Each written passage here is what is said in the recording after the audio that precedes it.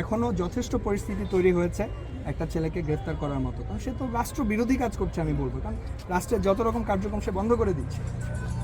আমি কি বুঝাতে পেরেছি? এভাবে বুঝাতে হবে, তা নাহলে আপনাদের এই যে সব পুরো মিডিয়া আছে এদের সামনে কিন্তু আপনাদেরকে ব্যর্থ প্রশাসক মনে করা হবে।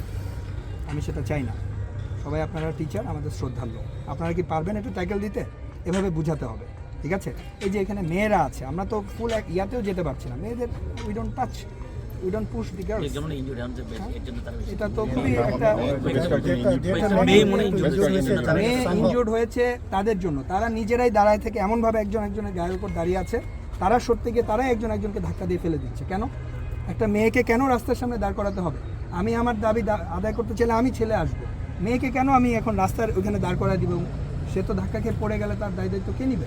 দাঁড়াও, এখানে দাঁড়াও, রাস্তার দুই পাশে দাঁড়াও। মিডিয়ার সাথে আমরাও আজকেও তাই মনে করছি, ওরা শান্তিপূর্ণভাবেই থাকবে। মিডিয়ার সাথে কথা বলতে চাইলে মিডিয়ার সাথে কথা বলবে, এখানে সকল মিডিয়ার ভাইরা আছে। অ্যাটেনশন যেটা গ্র্যাব করার করছে এখানে না, কেন আমি যে এখন কথা বলছি মিডিয়া অ্যাটেনশন পাচ্ছে না? তাহলে ওরা এখানে দাঁড়ায় কথা বলতে কি সমস্যা? লোকজন, অ্যাম্বুলেন্স এগুলো আটকায় মানুষের জীবন বিপন্ন করে কথা কেন বলতে হবে? এই শিক্ষা কে দিয়েছে ডাক্তারদেরকে? আমি তো বুঝলাম না।